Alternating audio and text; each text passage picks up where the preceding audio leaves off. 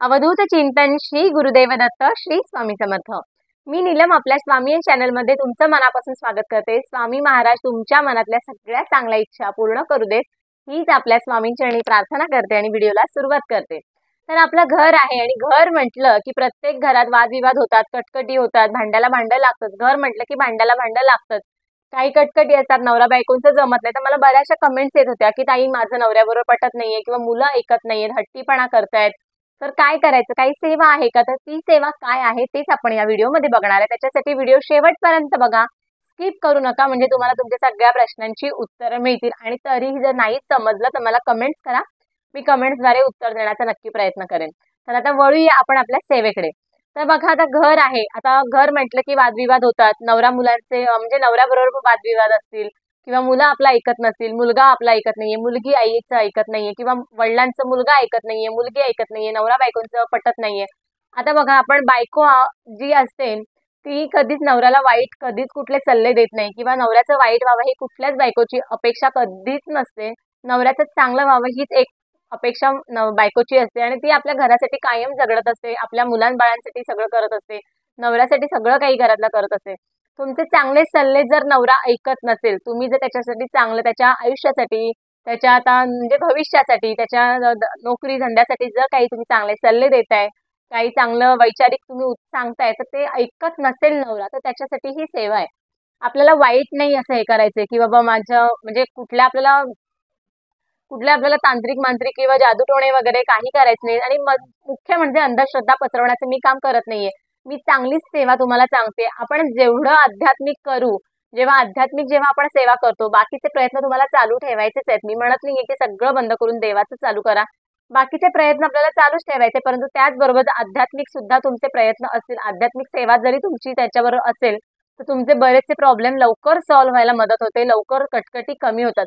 जर घरात भांडणं असतील, त्रास असतील, तर म्हणजे त्याचा परिणाम तुमच्या मानसिकतेवर होतो, मानसिक त्याचा त्रास खूप होतो आणि त्याच्यामुळे आपल्याला शारीरिक सुद्धा खूप त्रास भोगायला लागतात।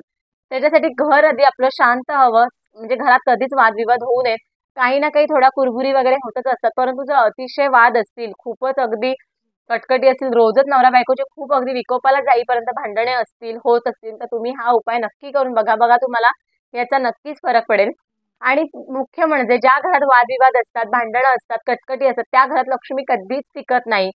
आणि मुख्य म्हणजे त्यातही की ज्या घरात बायकोचा मान राखला जात नाही, तिचा अपमान केला जातो, तिच्याविषयी वाईट मनात जर असेल कोणाच्या, तर म्हणजे नवऱ्याच्या जर बायकोविषयी वाईट विचार करत असेल, तिचा अपमान करत असेल, मान ठेवत नसेल, तर त्या घरात लक्ष्मी कधीच टिकत नाही। बघा, संस्कारी बायको असेल, अगदी चांगली बायको असेल, तुमच्या मुलाबाळांचं सगळं करते, तुमच्या घरादाराचं सगळं बघते, तुमचा संसार व्यवस्थित राखते, तुमच्या चांगल्या गोष्टीचाच विचार करते, तर अशा स्त्रीचा तुम्ही मान केलाच पाहिजे। तुम्ही तुमच्या आईविषयी चांगलं मत ठेवताय, तुम्ही तुमच्या बहिणीविषयी चांगला विचार करताय, तुमच्या मुलीविषयी चांगला विचार करताय, मग बायकोविषयी वाईट का?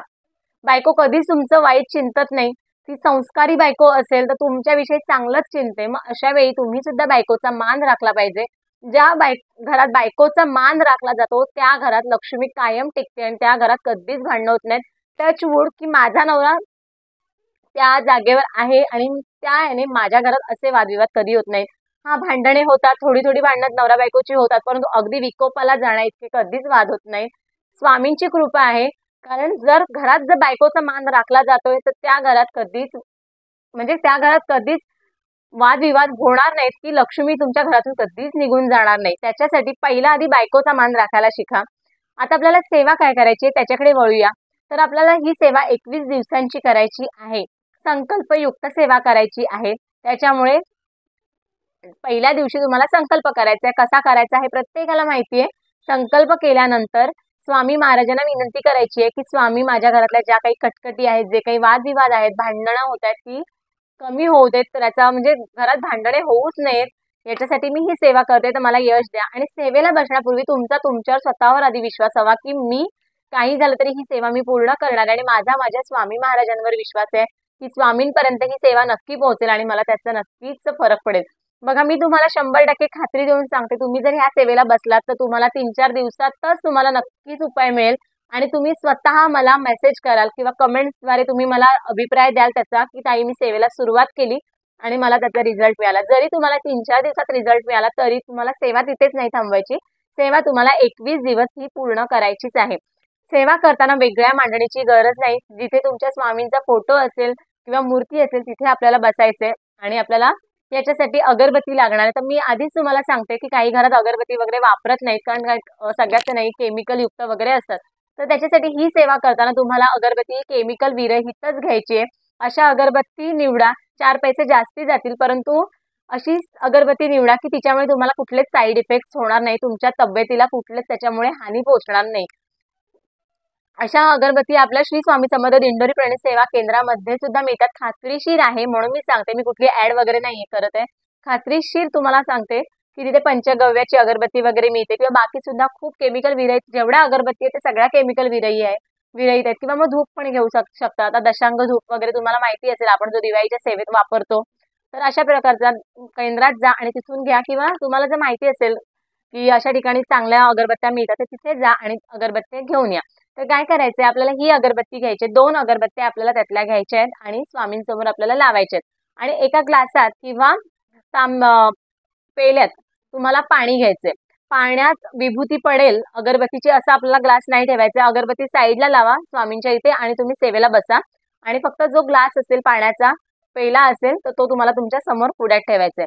त्या पाण्याकडे तुम्हाला बघतच ही सेवा करायची आहे. असं का म्हणते, तर पाण्याकडे पॉझिटिव्हिटी खूप असते, अट्रॅक्शन पॉवर पाण्यात खूप असतं आणि आपल्याला ही चांगल्यासाठीच सेवा करायची आहे, चांगलंच होणार आहे याच्यासाठी आपल्याला ही सेवा करायची आहे. म्हणून पाण्याकडे बघत तुम्हाला म्हणून आपल्याला पाणी वापरायचं आहे, पाण्याकडे बघत ही सेवा करायची आहे.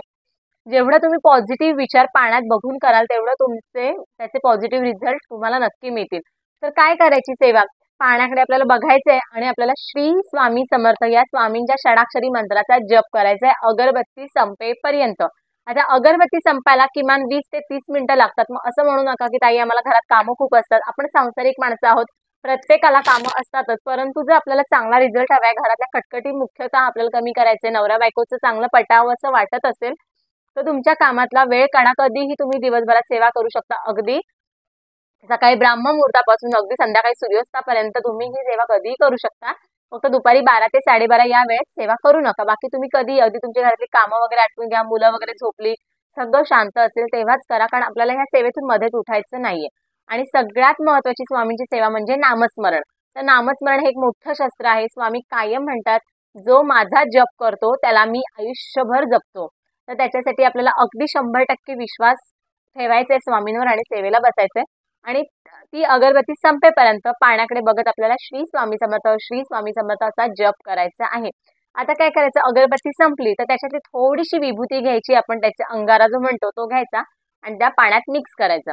आता घरात सगळ्यांना माहिती असेल की तुम्ही सेवा का करताय, तर तुम्ही डायरेक्ट ते पाणी त्यांच्या थोड्या पाण्यात मिक्स करा आणि हे पाणी प्यायला दिलं तरीही चालेल. परंतु जर माहिती नसेल, कोणाचा विरोध असेल सेवा वगैरे करायला घरात, तर त्यांच्या नकळत त्यांच्या पिण्याच्या पाण्यात हे पाणी थोडंसं मिक्स करा आणि त्यांना ते प्यायला द्या, की त्यांच्याकडून ते पोटात जायला पाहिजे. घरातल्या सगळ्या सदस्यांना तुम्ही हे पाणी देऊ शकता किंवा ज्याच्यासाठी सेवा करताय त्याच्यासाठी दिलं तरीही चालेल. हे पाणी वाया जाता कामा नये. त्यांच्या पिण्याच्या पाण्यातच ठेवा की त्यांच्या ते पोटात गेलं पाहिजे. आणि पाणी देताना किंवा ती विभूती आपण जेव्हा मिक्स करतो त्या पाण्यात, तेव्हा आपण पॉझिटिव्ह विचार करायचा आहे की माझा नवरा माझ्याशी आता चांगलं वागणार आहे, आमच्या घरात भांडण होणार नाहीये, किंवा मुलांना पाणी द्यायचं असेल तर त्या विभूती आपण जेव्हा पाण्यात टाकत असतो तेव्हा पॉझिटिव्ह बोलायचंय आपल्याला.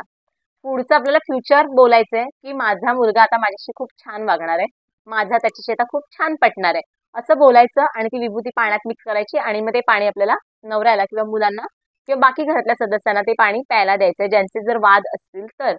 अशा प्रकारे ही सेवा आहे. आणि ते जे पाणी असेल तर ते थोडंसं टॉयलेट बाथरूम सोडून बाकी घरात तुम्ही थोडं थोडं शिंपडू सुद्धा शकता. आणि ही जी विभूती असेल ती काय करायची, 21 दिवस तशीच ठेवून द्यायची. तिला आता मध्येच जर तुम्हाला सुवेर सुतक आलं, मासिक पाळी आली तर तिला हात लागता कामा नये, याच्यासाठी ती विभूती तुम्हाला एका साईडला व्यवस्थित ठेवायची. मग ही तुम्ही नंतर निर्माल्यात टाकली तरी चालेल, किंवा विभूती ही अशी व्यवस्थित एका डबीत ठेवा, जेणेकरून तुमच्या घराचा काही वाईट प्रसंग आला, मुलं वगैरे कधी आजारी पडली तर ती तुम्ही अगरबत्ती म्हणजे ती विभूती लावू शकता. याच्यासाठीच मी तुम्हाला आधी सांगितलं की केमिकल विरहितच अगरबत्ती घ्या, म्हणजे त्याचे तुम्हाला साईड इफेक्ट्स होणार नाही. आणि पाणी सुद्धा, पाण्यात जेव्हा विभूती टाकाल ती थोडीशीच टाका, कारण जरी कितीही ती केमिकल विरहित असली तरी सुद्धा अंगारा जेव्हा आपण पाण्यात टाकतो आणि पितो तेव्हा घशाला थोडंसं ते असं आपल्याला त्रास होतो, थोडासा अडकल्यासारखं वाटतं. त्याच्यासाठी अगदी थोडीशी घ्या आणि ते पाणी प्यायला द्या. तर अशा प्रकारे आपल्याला सेवा करायची. या सेवेचं काही उद्यापन वगैरे नाही. जरी तुमची सेवा जरी तुमची इच्छा पूर्ण झाली आणि होणारच, मी तुम्हाला 100% गॅरंटी सांगते की 3-4 दिवसात तुम्हाला नक्की याचा रिझल्ट मिळेल. त्याच्यानंतर सुद्धा ही कंटिन्यू तुम्हाला सेवा ठेवायची. मध्ये जर सुहेर सुतक काही आलं, मासिक पाळी आली, तर ती सेवा तिथेच थांबवायची आणि ते दिवस कंप्लीट झाल्यावर तिथून पुढे कंटिन्यू करायची. मध्येच सोडायची नाही किंवा पुन्हा नाही चालू करायची. जिथे संपली असेल त्याच्यानंतर कंटिन्यू चालू करायची. आणि त्याचबरोबर घरात मग मांसाहार तुम्ही जर सेवा करताय तर तुम्ही मांसाहार करू नका. कारण आपण कोणतीही संकल्पयुक्त सेवा करतो तेव्हा मांसाहार करत नाही. त्याच्यामुळे शक्यतो मांसाहार करू नका. कारण आपल्याला जर चांगले रिझल्ट हवे तर त्याच्यासाठी आपल्याला सुद्धा काहीतरी देणं गरजेचं आहे. म्हणून मांसाहार तेवढे दिवस करू नका. असं नाही की मांसाहार करायच्या आधीही सेवा करायची, तर असं करू नका. तेवढे दिवस मांसाहार करू नका. बाकी काही नाही, ब्रह्मचर्य वगैरे पाळायची काही गरज नाहीये. परान्न तेही तुम्ही घेऊ शकता. असं काही नाहीये की बाहेरचं काही खायचं नाही, प्यायचं नाही, काही नाही. फक्त मांसाहार नका करू, बाकी काही नाही. आणि मुख्य म्हणजे स्वामींवर पूर्ण विश्वास ठेवा, स्वतःवर पूर्ण विश्वास ठेवा आणि सेवेला सुरुवात करा. आणि त्याचबरोबर आपण सुद्धा खूप चांगलं वागण्याचा प्रयत्न करा. आपण सुद्धा समोरचा ऐकत नसेल तर आपण सुद्धा 4 पावलं मागे येऊन, आपण सुद्धा 4 पावलं मागे हटून, आपण सुद्धा शांत बसून एखादी जी वाईट परिस्थिती असेल ती सोडवायचा प्रयत्न करूया. म्हणजे असा प्रसंग घरात उद्भवणारच नाही याची काळजी घेऊया. तर व्हिडिओ इथेच थांबवते. व्हिडिओ जर आवडला असेल तर व्हिडिओला लाईक करा, शेअर करा, कमेंट करा. चॅनेलवर जर नवीन असाल तर चॅनेलला सबस्क्राईब करा. पुन्हा भेटूया अशाच एका छानशा सेवेमार्फत किंवा स्वामींच्या छानशा अनुभवामार्फत. तोपर्यंत धन्यवाद. श्री स्वामी समर्थ.